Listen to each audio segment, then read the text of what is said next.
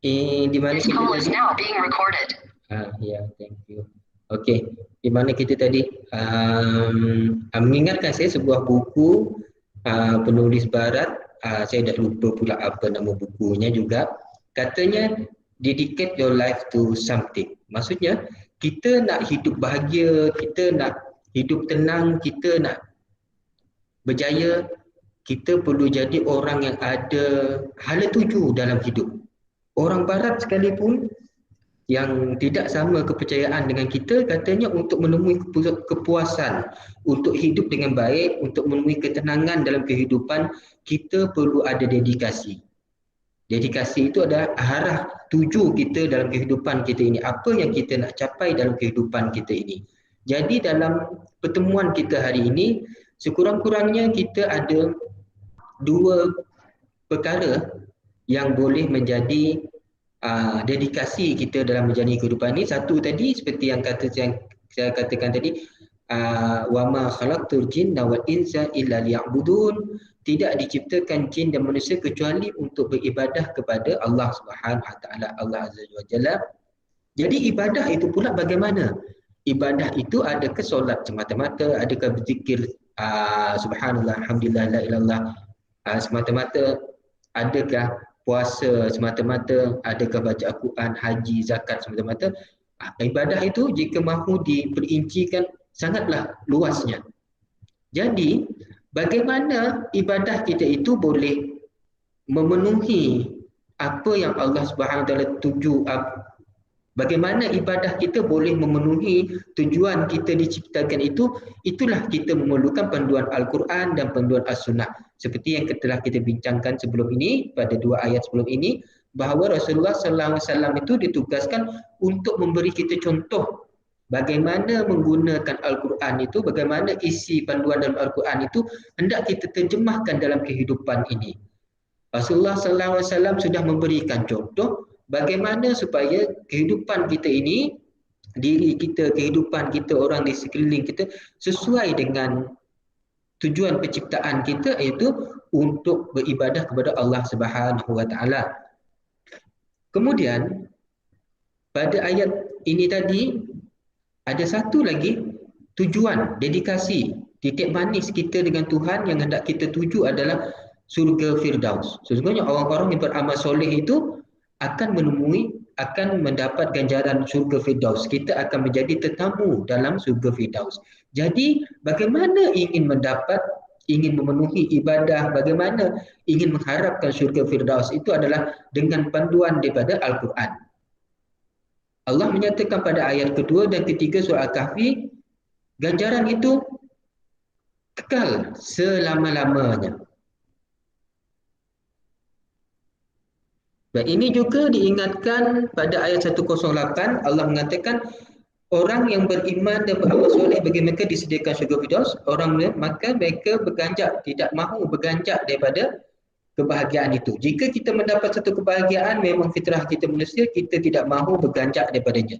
Begitu juga jika kita sedang berada di jalan yang lurus, jika kita sedang berada dalam hidayah Allah, jika kita sedang berada dalam kasih sayang Allah, seharusnya ada perasaan begitu dalam jiwa kita. Sebelum kita masuk syurga di dunia ini, jika kita ada ingat kepada Allah, jika kita ada hidayah daripada Allah, jika kita dapat merasakan pertolongan dan kasih sayang Allah, haruslah kita ada perasaan kita tidak mahu kehilangan semua itu.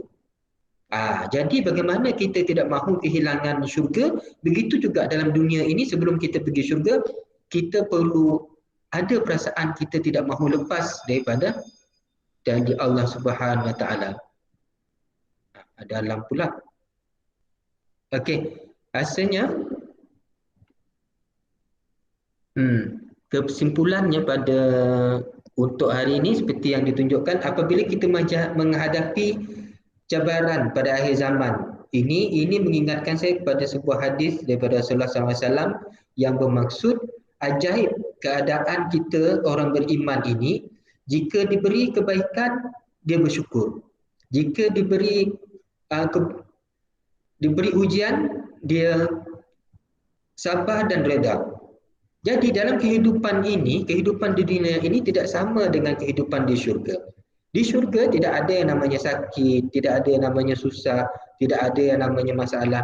Berbeza dengan dunia. Di dunia kita ada senang dan ada susah. Ada sihat dan ada sakit. Nilai kita adalah bagaimana kita dalam kedua-dua keadaan itu.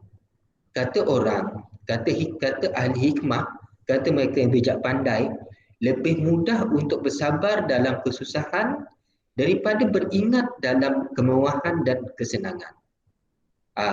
Itu kita boleh tengok buktinya dalam kehidupan ini, bahawa ada masanya kesenangan dan kemewahan itu mudah untuk menggelincirkan kita berbanding dengan kesusahan. Sebaliknya juga ada orang yang ketika dia susah pula dia mudah untuk tergelincir juga. Kehidupannya susah, serba tidak cukup. Jadi dia menggunakan seluruh kehidupannya untuk membina kehidupan yang tidak kunjung senangnya. Pun bukanlah tanda-tanda orang yang mendapat hidayah daripada Allah Subhanahu Wa Taala. Boleh faham?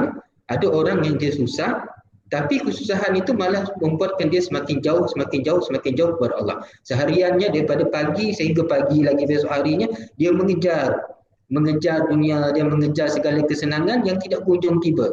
Dia mahu menyelesaikan masalah itu, mahu menyelesaikan masalah ini, sehinggalah dia akhirnya menemui ajal dalam keadaan segala masalahnya pun tidak dapat diselesaikan, segala kesenangan yang diimpinya pun tidak dapat dicapainya. Na'udzubillah min zalik. Itu adalah penghujung hayat yang kita tidak mahu. Biarlah dalam kehidupan ini kita boleh berpandukan kepada Al-Quran, berpandukan kepada ajaran Rasulullah SAW, buat ibadah-ibadah yang wajib, kemudian hidup dengan baik, jaga hubungan kita dengan Allah.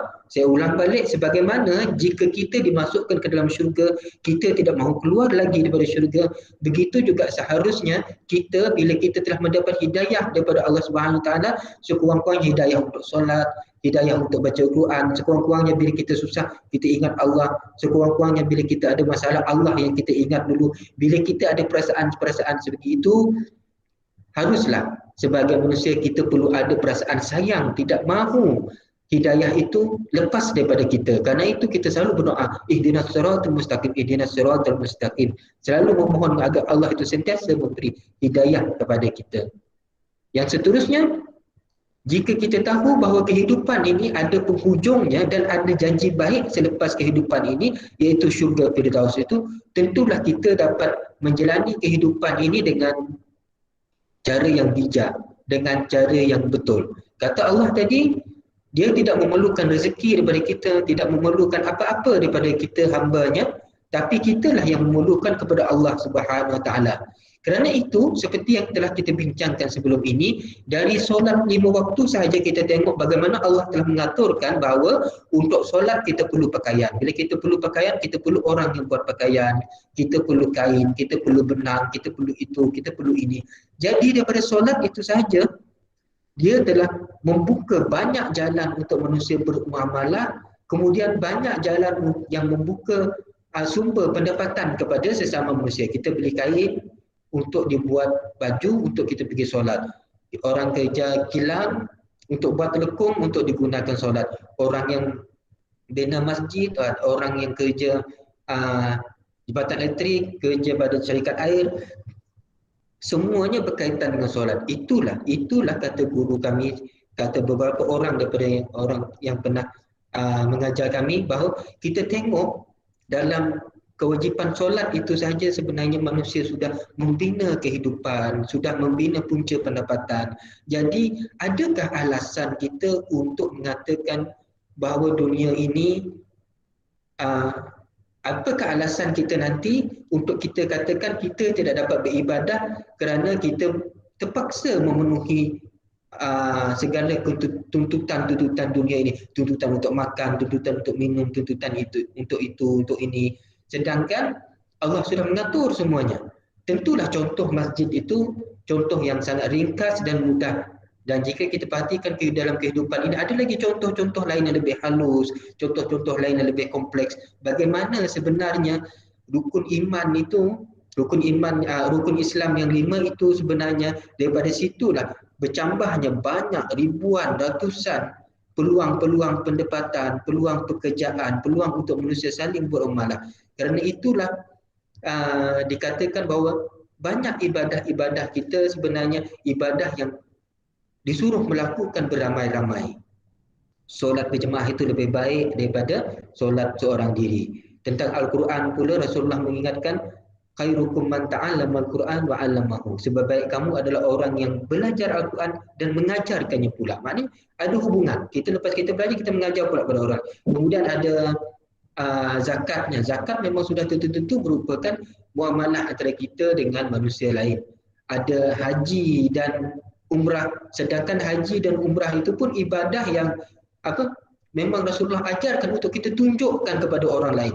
Satu ibadah yang memang Rasulullah ajarkan untuk dilakukan beramai-ramai. Banyak lagi lah, banyak contoh-contoh yang lain bagaimana sebenarnya tiada alasan untuk kita mengatakan bahawa ibadah itu tidak memajukan kehidupan. Walhal Allah dari mula menciptakan manusia, Allah berjanji, Allah bersumpah, ma khalaqtul jinna wal insa illa liya'budun. Tidak diciptakan jin dan manusia itu kecuali untuk beribadah kepadanya, dan segala kewajipan ibadah-ibadah yang wajib yang Allah berikan kepada kita itu sebenarnya daripada situlah bercambahnya sumber-sumber pendapatan, bercambahnya muamalah, peluang muamalah, jalan muamalah kita dengan orang lain. Jadi itu saja untuk kali ini. Dalam pertemuan kita pada hari ini, apa titik manis yang perlu kita ingat adalah bahawa kita hidup ini untuk mati, dan selepas mati apakah harapan paling tinggi yang boleh kita harapkan daripada Allah Subhanahu Taala? Tentulah syurga Firdaus yang dijanjikan kepada siapa? Syurga Firdaus yang dijanjikan kepada orang-orang yang beriman dan beramal soleh. Jadi bila kita sudah masuk dalam syurga Firdaus, kita tentu tidak mahu keluar daripadanya. Begitulah juga kerana kita sudah berada dalam Islam, kerana kita sudah menjadi orang yang mahu mengaji, mahu membaca Al-Quran, mahu solat.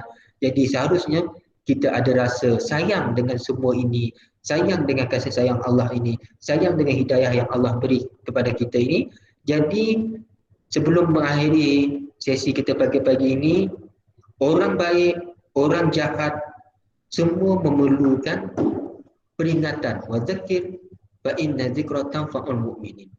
Orang baik sekalipun memerlukan peringatan. Kerana apa? Boleh jadi orang baik itu kebaikannya itu ada riya, kebaikannya itu ada ujub, kebaikannya itu tidak sesuai dengan seperti apa yang Rasulullah sallallahu alaihi wasallam ajarkan. Orang jahat juga memerlukan peringatan. Kita hidup di dunia ini Allah bagi. Orang baik Allah bagi, orang jahat Allah bagi. Ada satu kata-kata yang pernah saya dengar lama dulu, orang baik dapat rezeki, orang jahat pun dapat rezeki. Jadi apa pilihan yang kita ada? Pilihlah untuk menjadi orang yang baik. Orang baik pun akan sakit, orang jahat pun akan sakit. Jadi lebih baiklah kita jadi orang baik yang sakit. Orang baik pun akan susah, orang jahat pun boleh susah. Jadi lebih baiklah kita memilih untuk menjadi orang baik. Kerana pilihan-pilihan itu sudah jelas di depan kita. Apapun siapapun kita dalam dunia ini, kita tidak lepas daripada ujian, kita tidak lepas daripada sakit, susah segalanya. Jadi berbalik beringatlah selalu, semoga ini menjadi antara tempat untuk kita saling memberi peringatan. Mudah-mudahan program Jumaat Manis bersama Al-Quran ini boleh kita harapkan untuk kita tunjukkan kepada Allah Subhanahu Wa Taala, inilah antara usaha kami untuk saling memberi peringatan sesama kami. Alhamdulillah, berjaya kita melangsungkan minggu pertama minggu ini, minggu kelima minggu ini. Mudah-mudahan kita boleh berjumpa lagi pada minggu-minggu akan datang. Jadi setakat ini saja untuk hari ini. Boleh buka mikrofon dan video semua. Okey.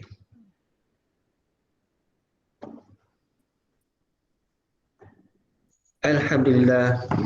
Syukur. Terima kasih semua yang hadir. Terima kasih. Kalau saya nak baca nama setiap seorangnya tak sempat. Jadi sebelum kita tutup, mungkin Kak En ada yang Kak Saimah ada nak cakap? Memang manis semuanya kenangan manis.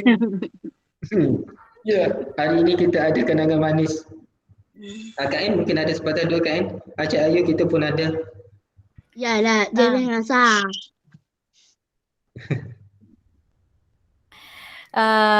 Jadi Assalamualaikum semua. Terima kasih sebab dapat jumpa hari ini. Itulah kan Ustaz asalnya dahulu berapa orang je kita, tengok hari ni makin ramai alhamdulillah. Alhamdulillah. Ini pun sahabat-sahabat yang daripada Perlis sebenarnya ada yang dalam perjalanan balik ke kampung masing-masing. Sebab Ya. dalam minggu macam Dr. Aiman apa semua sedang bergerak balik. Sebab bukan minggu orang Perlis depan juga. Bukan. Dr. Aiman orang Bangi. Bangi. Jadi minggu depan sebenarnya cuti semester untuk universiti. Jadi sahabat-sahabat yang daripada yang bersama dengan Kak En tu ramai yang sedang bergerak balik lah. Itu yang hari ni tak ada tu. Jadi macam Dr. Ras pun kalau tak silap memang dia dalam perjalanan juga ke Kuala Lumpur sebab keluarga dia ada yang ada Kuala Lumpur, adik dia ada kat sana. Jadi masing-masing semuanya dalam perjalanan lah tu. Jadi alhamdulillah Kak En masih lagi boleh masuk ini. Terima kasih kepada semua yang ada. Jadi dah semakin ramai, dah makin susah nak menegur seorang demi seorang kan, tapi alhamdulillah dapat juga jumpa hari ni.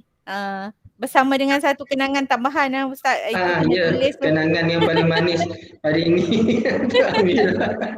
Kenangan yang paling manis hari ini. Terpaksa pecahkan pintu apa semua. Kebetulan saya tengok Cik Ayu, saya teringat baik. Cik Ayu Syida kita salah seorang tim Spana Amaskara. Sekarang ini Cik Ayu kita ada projek buat doodle menggunakan kalimah-kalimah dalam surah Al-Fatihah. Sebenarnya itu saya nak kombokan dengan buku Pandai Fatihah yang dalam jadualnya dah berapa kali ditangguhkan. InsyaAllah kita kami cuba nak siapkan Disember ini.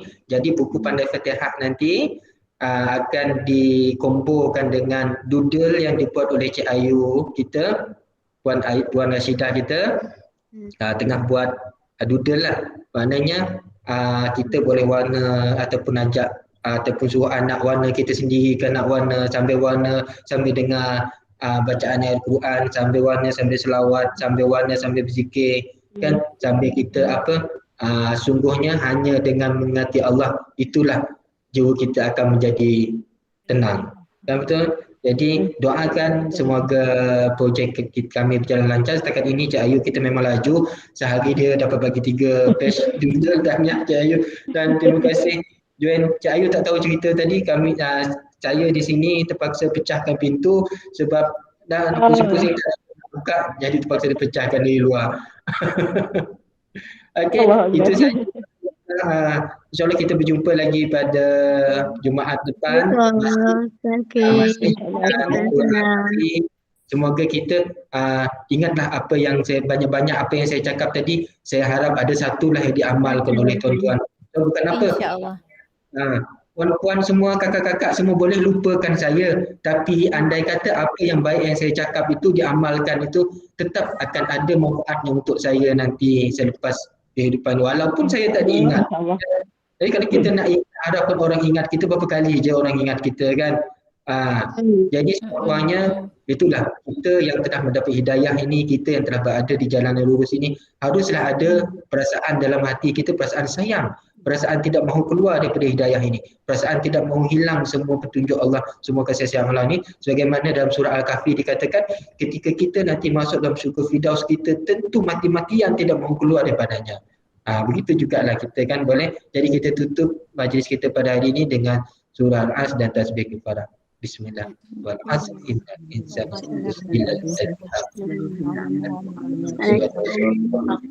Subhanallah wa bihamdik asyhadu an la ilaha illa anta astaghfiruka wa atubu ilaik. Dr. Serina ada. Terima kasih Dr. Serina. Baik, yang yang SAM boleh tinggal sekejap, 5 minit je, sekejap je, 5 minit. Yang sebenarnya sampai sekarang. Okey, yang lain kita jumpa lagi. Terima kasih semua. InsyaAllah. InsyaAllah. Sampai lagi. Farah, terima kasih sambil kerja tu kan. Sama. Ya.